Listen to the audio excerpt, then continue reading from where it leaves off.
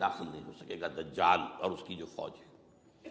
لیکن باقی شام، عراق، فلسطین، لبنان اور ترکی کا جنوبی حصہ اور مصر میں جو ہے یہ سینائی پیننسلا کے ساتھ ساتھ سارا، وہ اس پر تو رو رہے ہیں ابھی تک یہودی کہ کیوں واپس کر دیا سینائی پیننسلا. 1967 وار میں ہم نے جیتا تھا اسے.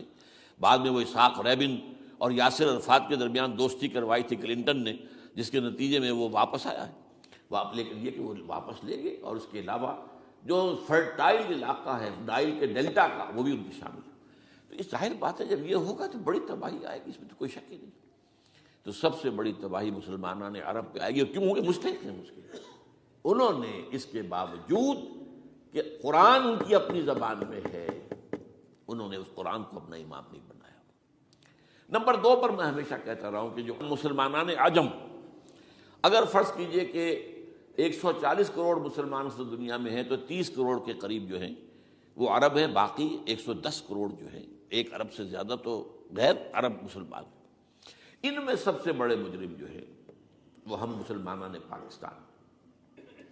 ہم نے ایک تقسیم کرائی اسلام کے نام پر. ہم نے کہا کہ ہم اسلام کا نظام قائم کریں گے، اور اللہ نے ہمیں معجزے کے طور پر ملک عطا کر دیا پاکستان. اب قمری حساب سے 63 برس گزر چکے ہیں، جو آپ 61 کہتے ہیں، اگر قمری حساب رکھیں 63 برس ہو چکے. کہاں ہے وہ اسلام؟ لہذا مستحق. لیکن اب اس میں یہ ضرور ہے کہ ابھی پاکستان کے معاملے کو میں سمجھتا ہوں کہ ہینگنگ ان دی بیلنس والا معاملہ ہے. ابھی نہیں کہہ سکتے. اللہ تعالیٰ شاید کوئی توفیق دے دے، کوئی معجزہ ہو جائے. کیونکہ میرا تو یقین یہ ہے کہ یہ قائم بھی معجزے سے ہوا ہے، جس پر میں نے تفسیراً کتاب میں لکھا ہوا ہے اپنی استحکام پاکستان. اور اب کوئی دوبارہ معجزہ ہو سکتا ہے. اور وہ معجزہ کیا ہوگا؟ کہ پوری قوم میں توبہ کی ایک کیفیت پیدا ہو جائے. اللہ کے کرنے سے ہو سکتی ہے. تمام انسانوں کے دل جو ہے اللہ کی 2 انگلیوں کے مابین ہے. حضور نے ہمیں خبر دی ہے، جدھر چاہتا ہے پھر دیتا. تو کوئی عجب نہیں کہ ایسا ہو جائے. بہرحال اس اعتبار سے میں آپ سے عرض کر رہا ہوں کہ یہ پاکستان کے بارے میں نے جو آپ کو 2 آیتیں سنائی ہیں سورہ انبیاء کی، اس آخر کے حصے میں آئی ہیں سورہ انبیاء میں. وَإِنْ أَدْرِي أَقَرِيبٌ أَمْ بَعِيدٌ مَا تُوعَدُونَ. دیکھو لوگوں، مجھے یہ معلوم نہیں ہے کہ جس عذاب خدابندی کا تم سے وعدہ کیا جا رہا ہے وہ قریب آ گیا یا دور ہے. یہ حضور سے کہا جا رہا ہے. قل، آپ یہ کہہ دیجیے ان ادری اقریب ام بعید ما توعدون. ساتھ ہی یہ بھی فرمایا وَإِنْ أَدْرِي لَعَلَّهُ فِتْنَةٌ لَكُمْ وَمَتَاعٌ إِلَىٰ حِينٍ. اور مجھے نہیں معلوم، ہو سکتا ہے کہ یہ تمہارے لیے ایک فتنہ بن کر معاملہ آ گیا ہو اور ابھی تمہیں اور مہلت دے دی جائے. اس حوالے سے ہم نہیں کہہ سکتے. اب آپ کو معلوم ہے میں تفصیل سے بیان کر چکا ہوں جس طریقے سے مجموعی طور پر پاکستان میں گھیراؤ کیا گیا ہے، اور جس طریقے سے یہ جتنا نیو کونز کا اور کرسچن اور جو جیوش زائنسٹ ہیں، اور اب ان کے اندر اضافہ کیجیے ہندو زائنسٹ کا، اب یہ جس طریقے سے گھیرے کے اندر لے رہے ہیں پاکستان کو. جس طرح بھارت کی فوج افغانستان میں بھی آ رہی ہے، اس نے اپنے کتنے قونصل خانے کھولے ہوئے ہیں افغانستان میں. کس لیے؟ جو کچھ وہ ہو رہا ہے بلوچستان کے اندر، جو کچھ ہمارا پورا صوبہ سرحد ہے، اور اس سے آگے بڑھ کر جو کچھ کراچی میں ہو رہا ہے، یہ سارے معاملات جو ہیں وہ دیکھ لیجئے تو گویا کہ باہر سے ہمارا گھیراؤ مکمل ہو چکا ہے. اور اس میں یہ ہے کہ تازہ جو بمبئی کے اندر جو ہوئے ہیں معاملات وہ نوٹ کیجئے کس طریقے سے اب اسے کہا جا رہا ہے کہ کچھ مسلمانوں نے کیا ہے. حالانکہ اس کے اندر سب سے بڑا ثبوت یہ ہے کہ ایک ہندو ہیمنت، جس نے کہ وہاں ساری تحقیقات کی کہ سمجھوتا ایکسپریس کو جو اڑایا تھا کس نے اڑایا تھا، اس کی انہوں نے کہا جب کی ہے تحقیقات. اب یہ اس کو گیو دم دی کریڈٹ. ہندو قوم کے اندر کم سے کم یہ بھی بات موجود ہے، جہاں وہ بدماشیاں ہیں وہاں یہ بھی ہے، یہ خیر بھی ہے. جہاں برائیاں ہیں ان کے اندر وہ خوبیاں بھی ہیں. ان کا ایک کمیشن ہے، اس نے صاف ایک ہندو کو، اور ہندو بھی سرونگ کرنل کہا یہ ہے ماسٹر مائنڈ، اس نے کروایا، اور وہ گرفتار ہوا. Serving kernel of Bharat army. تو اب ظاہر بات ہے کہ اس کو مارا گیا ہے بمبئی میں. اس کو مسلمان کاہے کو مارے گئے؟ مسلمانوں کا تو وہ کہ محسن تھا. وہ مسلمان کس وجہ سے اسے مارے گئے؟ اسے مارنے والے کون ہیں؟ وہی ہندو زائنسٹ کہہ لیجیے ان کو، یا ہندو تشدد پسند کہہ لیجیے، جو پاکستان کو ختم کرنے پر تلے بیٹھے ہوئے ہیں. یہ ان کا در حقیقت کام ہے کہ اس شخص نے اتنی بڑی حرکت کی کہ ہمیں جو ہے ہماری سازش کو بے نقاب کر دیا. تو اصل میں لیکن یہ سب کچھ جو ہو رہا ہے وقتی طور پر تو بہت زیادہ طوفان اور جوش آیا تھا. معلوم ہوتا تھا کہ کہ شاید 9/11 والا معاملہ جو تھا نیو یارک کا، اس کے نتیجے میں جو ایک دم امریکہ جو ہے نکلا ہے غصے کے اندر، اور پوری قوم اس کی کھڑی ہو گئی اور پوری دنیا جمع ہو گئی افغانستان پر حملے کے لیے، شاید ایسا معاملہ ہو جائے. لیکن نہیں، اللہ کا شکر ہے کہ یہ معاملہ جو ہے ان ادری لعلہ فتنۃ لکم ومتاع الی حین.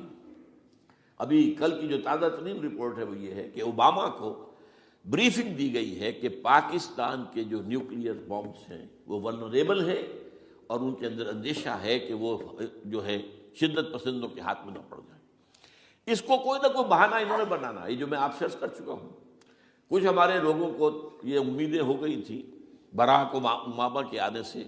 یہ میں نے پھر اس کے بعد ایک مضمون میں پڑھا ہے، آپ کے لیے بھی نئی بات ہوگی. براک کا لفظ جو ہے اس میں یہ بھی اسلامی ہے، یہ برکت سے ہے، اس لیے کہ اس کا باپ جو ہے وہ سواحلی علاقے کا، سواحلی زبان جو ہے، کینیا کا ساحلی علاقہ جو ہے وہ سواحلی زبان جو ہے اس میں عربی کی بڑی آمیزش ہے، کیونکہ وہ تو بہت قریب ہے نا، عرب سے کتنا فاصلہ ہے، وہ درمیان میں وہ ریڈ سی ہے، بڑا چھوٹا سا سمندر ہے، تو سواحلی زبان میں عربی اثرات ہیں.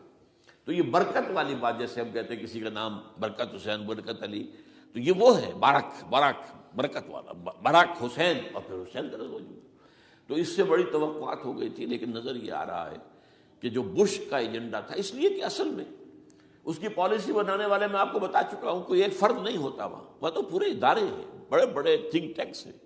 اور یہ ثابت ہو گیا ہے کہ اس اوباما نے آتے ہی سب سے زیادہ کٹر جو زائرس تھا امریکہ کے اندر، جس کا نام ہی اسرائیل ہے، اسرائیل رحم جو ہے، اسرائیل رحم ایمانویل، اس کو اپنا بنایا chief of the white house staff. اور یہ وہ شخص ہوتا ہے کہ جو گویا کہ جس کے گھیرے میں ہوتا ہے صدر امریکہ کا. صدر سے کون مل سکتا ہے یہی فیصلہ کرے گا، کون نہیں مل سکتا یہ فیصلہ کرے گا، کون سی رپورٹ صدر تک جائے گی یہ فیصلہ کرے گا، کون سی رپورٹ روک لی جائے گی یہ فیصلہ کرے گا. تو گویا کہ صدر کے کان بھی ہو، صدر کی آنکھ بھی ہو، لہذا صدر جو ہے اس کے تو اوپر گھیرا ہوتا ہو. اور اس سے بھی آگے بڑھ کر نوٹ کیجیے، میں نے آپ کو پہلے بتایا بھی تھا، ساؤتھ ایشیا کے لیے اس نے اپنا ایڈوائزر بنایا ہے ایک ہندو کو. اس کا نام ہے سونال شاہ. اور یہ جو ہندوؤں کی ایک تنظیم ہے، جو انتہائی جو ایکسٹریمسٹ ہندو ہیں، وشوا ہندو پریشد، یہ وشوا سری پرشانت ہے، جس کا اسٹوڈنٹ ونگ ہے بجرنگ دل کا. یاد ساؤتھ ایشیا سے برا بھارت اور پاکستان، اس کے معاملات میں اس کا ایڈوائزر جو ہے سونال شاہ ہے. تو حالات جو ہے اس اعتبار سے انتہائی یوں سمجھیے کہ خطرناک. اور دوسری طرف اندرون معاملہ کیا ہے؟ سائنس کی دو اصطلاحات آپ نے سنی ہوگی، centrifugal forces, centripetal forces. Centrifugal وہ ہوتی ہے کہ جو مرکز سے توڑنے والی ہوتی ہے، بھاگتا ہے ہر ایک مرکز کو چھوڑ کر، یہ سینٹریفیوگل فورسز. سینٹریپیٹل وہ ہوتی ہیں جو مرکز کی طرف لانے والی ہوں، جو ایک مرکز کے گرد لوگوں کو جمع کرے. تو مرکز گریز اور مرکز کی طرف رخ کرنے والی. ہمارے پاس سینٹریپیٹل فورس صرف ایک ہے، وہ اسلام ہے، اور وہ ہے نہیں. ہر چند کہیں کہ ہے، نہیں ہے. کہاں ہے نظام؟ کہاں ہے؟ مذہب تو ہے، مذہب تو انڈیا میں بھی ہے، مذہب امریکہ میں بھی ہے، مذہب کی تو کوئی کمی نہیں ہے. فاسٹسٹ گروئنگ ریلیجن میں نے بارہا کہا ہے دنیا میں مانا جا رہا ہے کہ اسلام، لیکن مذہب دین کہیں نہیں. حضور بھیجے گئے تھے دین کو غالب کرنے کے لیے. هو الذی ارسل رسولہ بالہدی ودین الحق لیظہرہ علی الدین کلہ. سینٹریفیوگل فورسز آپ کو یاد ہوگا، میں نے گنوا دیا تھا ایک دفعہ. آپ کا نارتھ پول کیا ہے؟ NWFP. وہاں حکومت اس نے کن کی ہے؟ وہ اسفند یار ولی، جس کا دادا، جس نے پاکستان میں دفن ہونا گوارا نہیں کیا، جن کا پختہ موقف یہ ہے، اس کے باپ کا بھی ولی خاں کا یہ تھا کہ انگریز نے بنایا ہے پاکستانی، انگریز کا بنایا ہوا ہے، یہ انگریزی سازش کے نتیجے میں وجود میں آیا. And they believe it that. اور اس کے ساتھ مولانا فضل الرحمان ہیں، جن کے والد مرحوم نے یہ کہا تھا کہ اللہ کا شکر ہے ہم پاکستان کے بنانے کے گناہ میں شامل نہیں تھے. یہ ہیں اس وقت وہاں کی فورسز. اور جنوب میں نہ معلوم کب سے ان کا نقشہ بن رہا ہے، جب سے یہ MQM قائم ہوئی تھی. مہاجر قومی موومنٹ تھی، بعد میں انہوں نے اپنا رنگ بدلا ہے، کچھ تبدیل کیا ہے، لیکن یہ کہ اصل میں تو وہی ہے. گرگٹ رنگ بدل رہے تو اس کی فطرت تو نہیں بدلتی، ہے تو وہی اردو اسپیکنگ. اور اب جو ہنگامے ہو رہے ہیں وہ پختون اور اردو اسپیکنگ کے درمیان ہنگامے ہو رہے ہیں. اور زیادہ پٹھانوں کو